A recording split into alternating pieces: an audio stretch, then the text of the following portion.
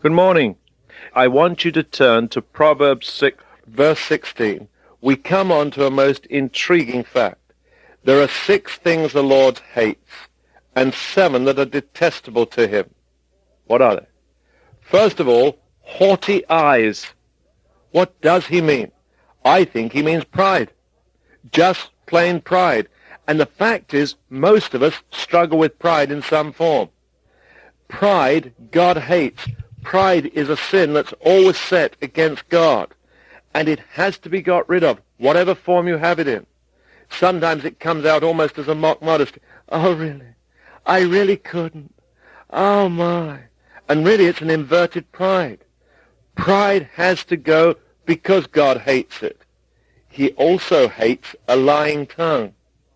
And some people are very good at lying tongues. They give you half-truths. They tell you half the story. And that's all right. No, it isn't. They've left out the other half, so they've deceived you anyway. That is lying. And let's call it what it is. If you notice, John 1, the first letter of John, talks about the people of truth and the people of the lie. And the fact is, some of us in the Christian church have become the people of the lie. You ever found this? You're going into a meeting. You feel absolutely dreadful. You've had a terrible day. Someone says, how are you? Oh, fine. No, you're not. You're a liar.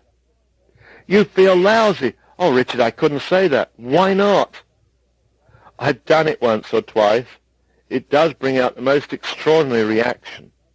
But you see, that's the trouble of being truthful. I feel terrible. Oh, do you? Let's take about 2 paces back, because I'm being truthful. Why is it we lie to one another? We say, oh yes, we're all part of the family of God. The only thing is, we all tell each other lies. Did you have a good day? Oh, wonderful. You had a lousy day, terrible day. Why not say so and get a prayer and get the power of the Lord to just lift you up at that moment? And God hates lying tongues. The fact is, I'm afraid some Christians are really into it and don't realize it.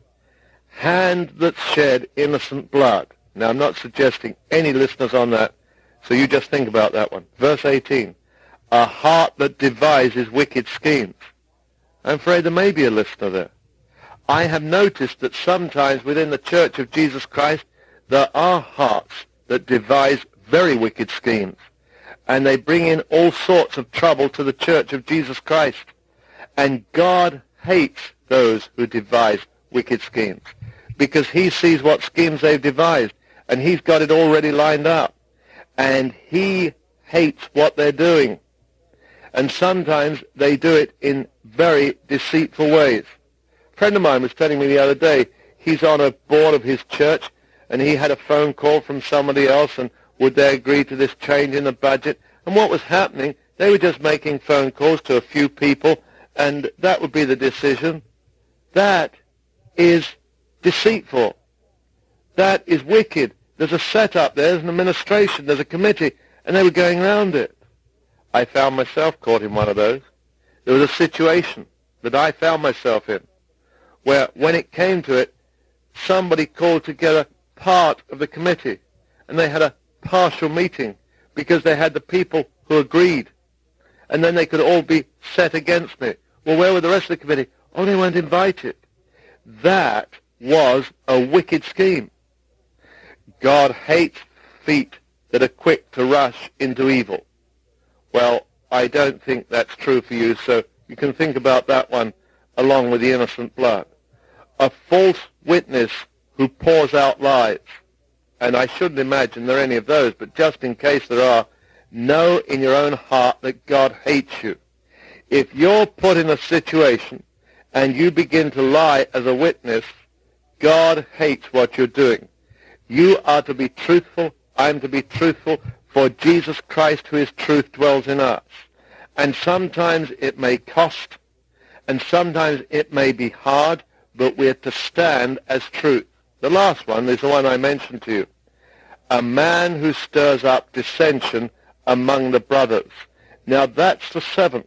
Let's go back to verse 16.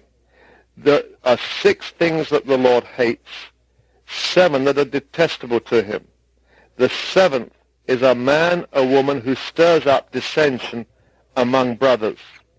Now, I found these people, and so have you. They're usually those in the Church of Jesus Christ who smile and come up as very spiritual. And the next thing is, behind your back, they're stirring the pot. They're causing dissension.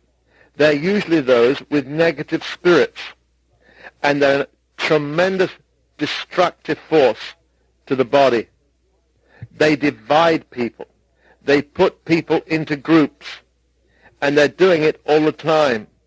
People like that should be placed outside the church until they recover, because they're just an absolute nuisance. People who stir up dissension among the brothers and sisters of Jesus Christ. Are you one of those? Because if so, you're detestable to the Lord our God. And I think we need to know that. You see, we make all sorts of excuses. But Richard, if you knew what was going on, you would do the same thing. No, I wouldn't, because I see how God hates it. I would avoid it like a plague. Oh, but you see, we have to put things right. No, you don't. You have to let the Lord your God put things right. And if there's any lesson I've learned in Jesus Focus, it's that. Whenever we've found somebody who's really causing problems, we get down to prayer, and God takes them away. He really does. It is a history of our ministry. If we have a dissenting voice, we hand them over to the Lord.